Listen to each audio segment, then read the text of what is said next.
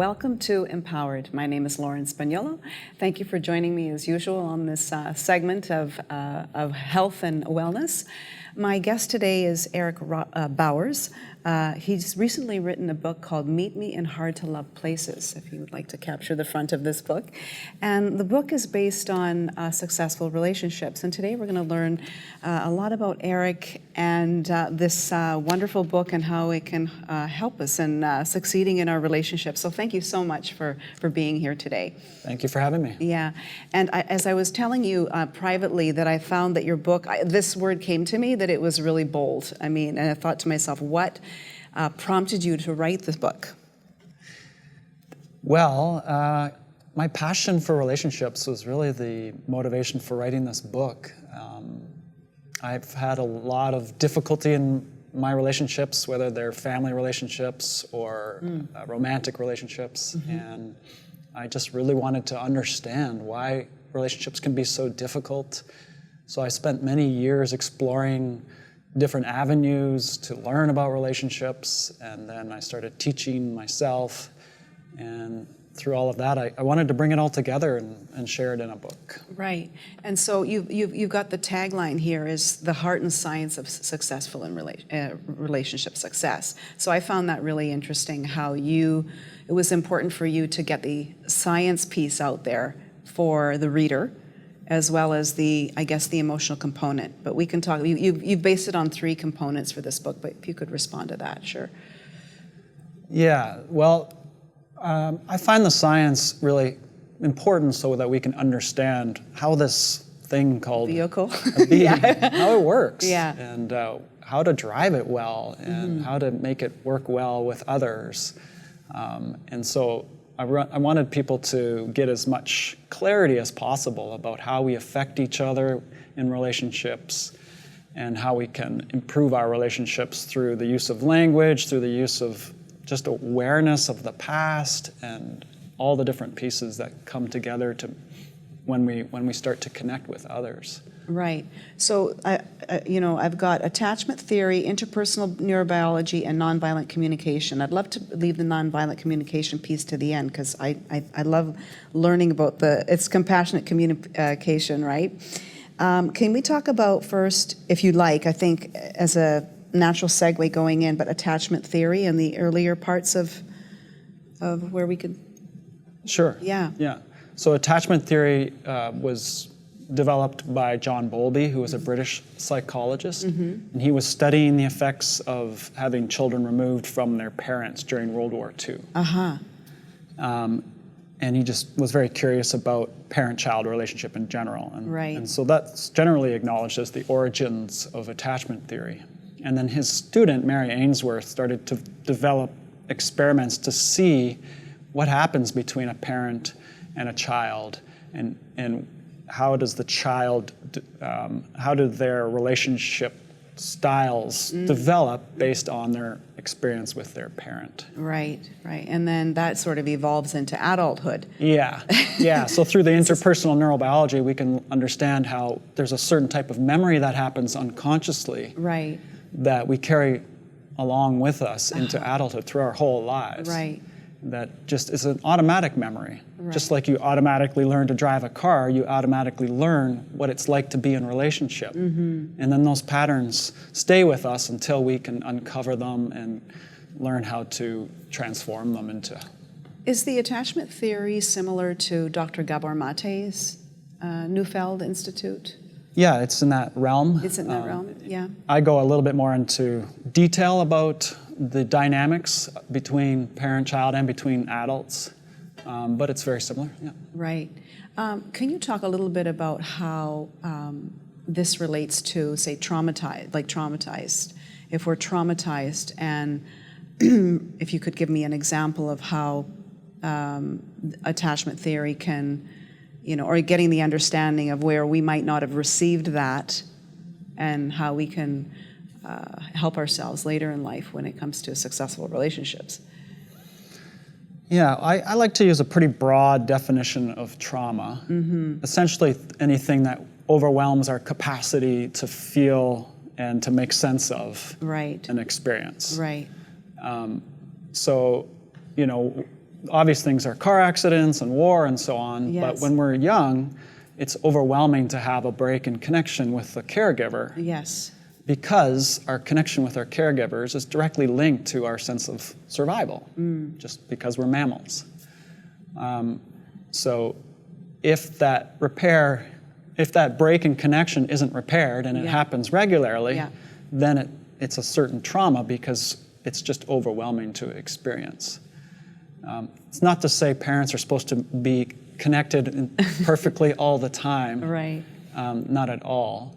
But what's really helpful is to repair the breaks in connection, to acknowledge them and get a chance to work through whatever was experienced.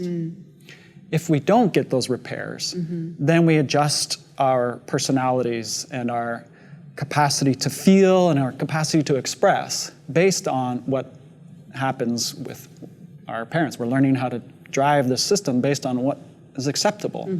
Not just with parents, all caregivers and our culture and society and so on. But our parents have a particular, whoever is doing the caregiving early on has a particular impact because so much brain development's happening early on.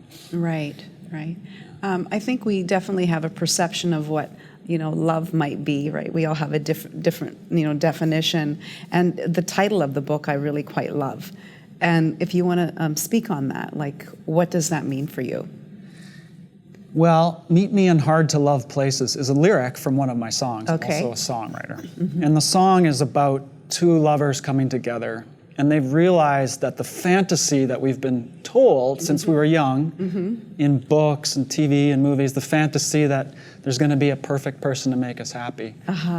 These two lovers have realized that fantasy is false, and they realize that real relationship can be extraordinarily wonderful and beautiful, but it also takes us to places that are really hard to love. Yes. And those places are the places that we had to cut off from in ourselves. So it starts with each of us coming up against the parts of ourselves that we had to cut off from in order to belong in the world.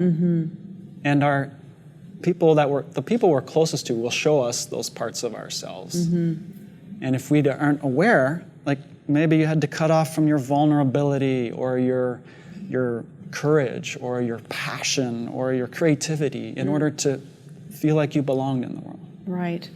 And relationship will show you, because you'll have a hard time loving that expression in someone else because you haven't been able to love it in yourself. So the question in the song is, are we ready to meet in hard to love places?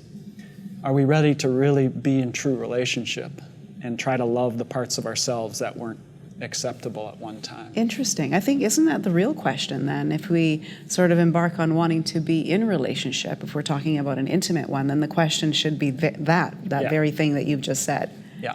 And I think that most of us don't actually think of that or even come to that idea that that's what we have to be kind of up for. I don't know. Yeah, and it's really hard. It's really difficult. Yeah.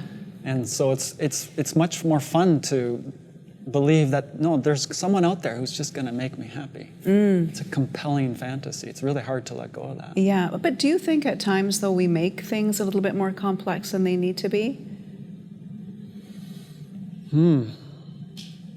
Possibly. Yeah. Who knows?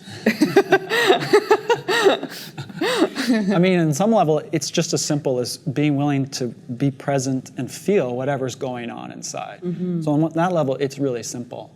On another level, it's helpful to know what are the origins of what's coming up. Is it really about what's happening here, or is it about, something that I'm carrying from the past that I haven't resolved yet? And this is just reminding me of that. So, if you're willing to just be present and feel what's going on, it can be that simple. But if you really want to understand, all of the pieces. And Eric, you keep pointing to your body. And Yeah. I know that in the book that you talk about the somatic, which is body. Yeah. And I don't think that many of us make that connection as well. Yeah. Right? And so you bring really the body into this. Relationships don't work well if we're not including the body. Because our body tells us about the state of our needs and how safe we feel and how connected we feel. Nonviolent communication has a way of using words, Right. but if we're not connecting it to the body, then we can't really have a deep, intimate connection. That's why somatic means just connecting, naming what's going on in the body, bringing your attention to what's going on in the body. It's so important to calm the brain, to have better attunement and empathy. It's so important. And if you're just trying to talk your way through everything, you're missing all kinds of information and all kinds of attunement and Right. those kinds of things. Well, you're a practitioner and also an instructor of nonviolent communication, right? So before you go into the language piece, do you do you suggest that people become aware of what's going on in their body? Well, I always start by saying, really, nonviolent communication is about connection. It's so much more than communication. It's about connection, and then the connection starts here to everything going on here, including the body. I'm also very aware that some people have a hard time being in their body, so I don't push anybody, I don't judge anyone for their capacity, because a lot of us had to actually cut off from our bodies in order to fit in the world. So it's not always easy to be aware of the body. Right. Yeah. Right. We're actually about almost taking a break, but before we do that, I wanted to know if there was anything else that you wanted to pinpoint about the neurobiology piece. Yeah. Well, again, tying it to the body, the brain has two hemispheres. Yes. I like to use my fists. Yes. And the left hemisphere does all of the words and communication, but the right hemisphere does all of the nonverbal communication. And the right hemisphere picks up that visceral information from the body.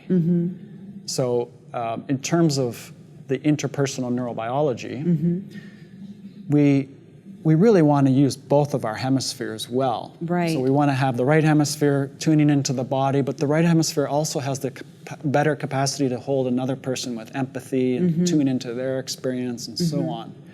So if we're not using the right hemisphere and we're just trying to do everything with words, we have less capacity for empathy, compassion, attunement, and we're probably going to just try to use communication to get our way, really, rather than to connect. The right hemisphere is much more of the relational brain and the embodied brain. The left hemisphere is much more of the doing brain. Okay. Yeah. Thank you. I want to capture so many things in this book. Anyway, we're going to take a break, and you're listening to, you're here with Empowered, and my guest today is Eric Bowers. Thank you.